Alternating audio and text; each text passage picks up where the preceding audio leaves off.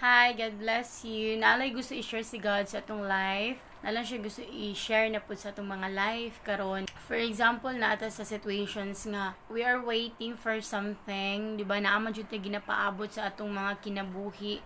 Pero mao ni siya ang makapaano sa tuang life, makahatag og hope para dili ta ma-discourage sa atong kinabuhi, no, to go forward bisan wala nato nakuha ang atong mga gusto sa kinabuhi. But God, we know that God nga ang Ginoo naa sa atoa, kabaluta nga si God, naminaw si God sa atuang mga prayer. Maybe wala tay nakita nga improvement sa atong kinabuhi, but we know that God is there for us. Una lang tay basahon diri sa 2 Corinthians chapter 5 verse 7. The Apostle Paul says, we live by faith, not by sight. Diba, opposite kaayo ang faith and sight. Kay tungod, ang sight manggod is nakita nato, diba? Nakita nato ang situations, nakita nato ang present, pero ang faith is for future, para siya sa future. Wala nato nakita, dili nato madungog, wala nato siya nakita, pero pwede nato siya ma-imagine nato ang mahitabo sa future kung naa kay pagtuo sa Ginoo, that God will do impossible things in your life, diba? So kailangan mo nag-iingon ni Paul sa atua nga dili ta mag-base sa sight, dili ta mag-base sa atong nakita, kay kung mag-base ta sa atong nakita, mawala jud ta sa focus nato, ma-discourage ta sa atong kinabuhi. Kana magud nga mga situations nga gihatag ni God sa atong kinabuhi nga bisan naghimo na ka ba, ni obey na ka sa iyaha, ni obey na ka siyang gusto, ni obey na ka sa tanan niya gipahimo si mo, pero wala gyapon progress, wala na usab ang situations, like same situations ra gihapon ang nahitabo sa imong life, even ning follow na ka kay Jesus, even gibuhat na nimo ang dapat buhaton, even ni obey na ka kay God, pero still walay progress, still walay improvement, walay changes, gituyo na ni God, mao na siya ang way ni God, wala pa na bago ang imong situations, kay tungod na apay gipatuon si God sa imuha ana. Unsa gipatuon ni God sa tuwa, kailangan ang atong pagtuo, ang atong faith, ato ang padakuon ang atong faith kay God, padakuon nato ang faith nato sa Ginoo, no, nga bisan walay progress, yes, matingala ka nganong ingani man Lord, ni sunod ko ni follow ko sa imuha, pero walay improvement.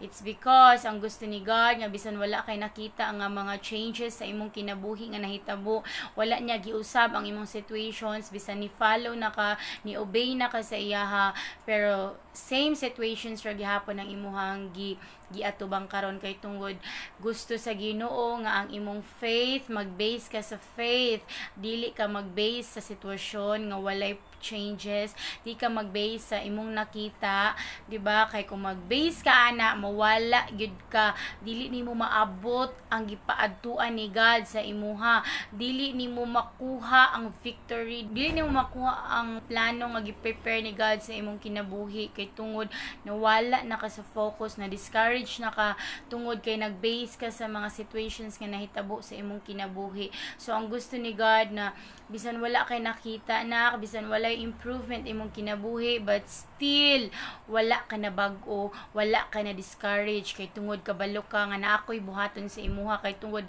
naa kay dakong pagsalig sa akoa.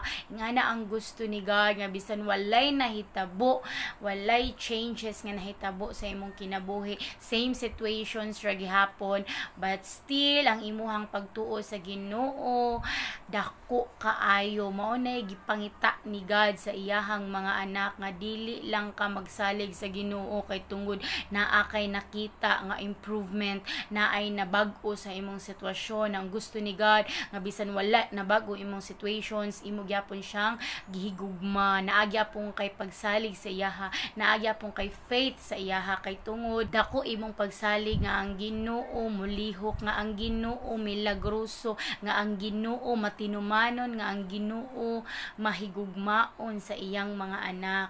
Mao na gusto ni God, ang imong faith sa iyaha. Faith can move mountains, diba? Wala kay nakita karon, pero kaya bag-uhon sa Ginoo ang imong sitwasyon.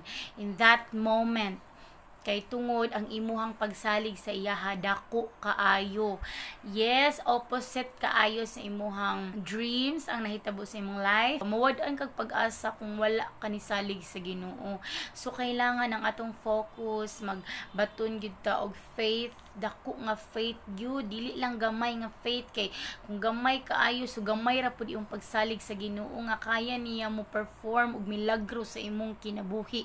Ang gusto sa Ginoo nga kailangan patas-an nimo ang imong pagtuo sa iyaha so that God will do impossible things in your life. Bisan unsa pa na ka-imposible, pero ang Ginoo mohimo og milagro sa iyang mga anak nga nakita niya nga ikaw dako ang imuhang pagsalig sa imong amahan, nga powerful, nga siya lang ang makapabag-o sa imong sitwasyon, wala nay lain.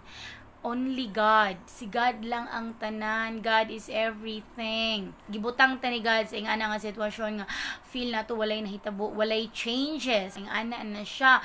Mo-obey kay God and then mosunod ang success. Pero dili na diha dayon. Naapay process ana. Naapay proseso bisan ni sunod ka kay God pero giproseso paghihapon ka ni God ana nga mga sitwasyon. Ang imong faith ang iyahang gimold ana ba nga bisan walay nahitabo nga progress, walay changes, same situation ra gihapon sa una ug karon walay pagbago, pero ang imong pagsalig sa Ginoo dili jud matumpag kay tungod dako kay kag pagsalig sa imong amahan, kay nakita na nimo ang iyang gibuhat sa una sa imuha, diba? Daghan na ka siya gibuhat nga milagro sa imuha sa una. God did it before and He will do it again for you today. So diba nakita na nimo ang iyahang milagro nga gibuhat sa imuha sa una, so dapat di ka mawad-an og pag-asa, dapat magpabilin gihapon ang imong faith kay God nga dili ka ma-discourage. Walaon nimo ang discouragement sa imuhang kasing-kasing. Just focus on the Lord. Dili ka mag-focus sa mga nahitabo sa imong life. I-focus lang nimo ang Ginoo, kay tungod mauna ang process nga gibuhat ni God sa imo. Gitesting lang ka ni God ana nga mga situations, kay tungod di man gud maingon ang Ginoo nga nak bag-ohon na nako imong situations karon nga adlaw, di ba? Dili man gud mabago ang Ginoo, dili magpahibalo ang Ginoo kung kanus-an niya bag-ohon ang imong sitwasyon, kay tungod mawad-an ka og pagtuo sa iyaha. For example, maingon si God karon nga nak ugma na ka, mabag-o na imong kinabuhi, ugma anak ha, ihatag na nako ang imong dreams. O diba, so karon nga day dili ka wala kay pagtuo sa iya, mawala imong pagtuo, so ugma na ka mo tuo kay God, kay ugma pa man niya buhaton, diba?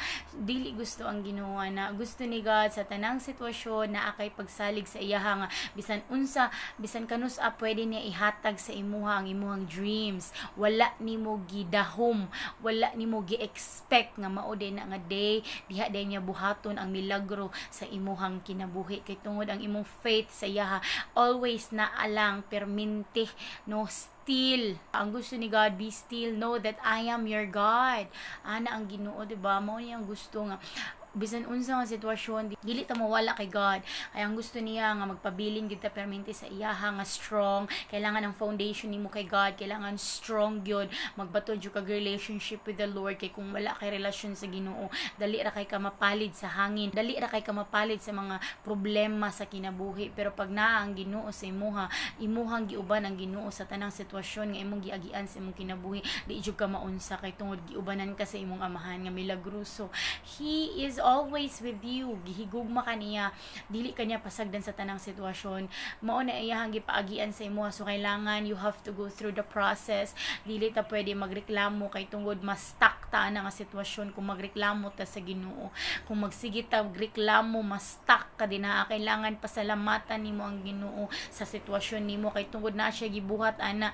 Kung walay nahitabo sa imong kinabuhi, kung wala ka ni daan og hard situations in life, magtaka ka ana. Kung naa kay sitwasyon nga hirap kaayo karon, naa ka sa sitwasyon nga wala ka kasabot, ibig sabihin ang Ginoo na gibuhat sa imong kinabuhi. He's doing something great behind the scene. Wala nimo nakita, kay tungod ang gusto ni God God nga bisan wala kay nakita ni salig ka sa iyaha nga naa siya buhaton nga milagro sa imong kinabuhi. Mao na yung gusto sa tuang mga kinabuhi, no, nga dili ta mag-base sa atong nakita nga ingani akong life, ingani akong kinabuhi, no, musalig ta sa Ginoo kay ang Ginoo mo perform og milagro. He is a miraculous God. He can do impossible things in our lives. So maunay gusto mahitabo sa tuwa sa Ginoo, no, nga dili gid ta magpaluya-luya, di ta pwede maluya nga ay ngani akong kinabuhi wala man gihapon na bago ang akong kinabuhi bisan nisunod nako sa Ginoo. No, that's a testing lang na sa Ginoo sa imong kinabuhi kung unsa imong response sa sitwasyon. Malipay baka ang gusto ni God nga bisan naa ka sa sitwasyon nga ingana nga sobra kahirap sa imong situations nga murag wala man jud nahitabo nga progress, wala improvement, wala changes sa imong life, but still ni praise gihapon ka kay God, higugma gihapon nimo ang Ginoo. Mo na yung gusto, be still, di ba?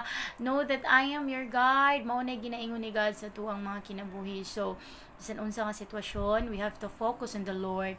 Focus ta kay God, kay siya ang makahatag sa tanan. God bless as always.